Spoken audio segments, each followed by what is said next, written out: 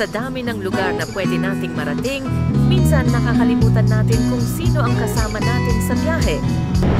Habang umaandar kami ni Kuya, simple lang ang tanawin, kalsada, sasakyan, mga taong abala, kakayod para sa pang-araw-araw. Hindi naman kailangan ng mamahaling sasakyan o malayong destinasyon para maramdaman mong may halaga ang isang biyahe.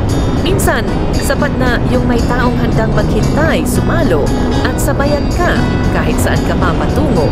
Sa bawat liko ng kalsada, sa bawat hampas ng hangin, napapaalala sa akin na ang pamilya hindi lang basta uuwian.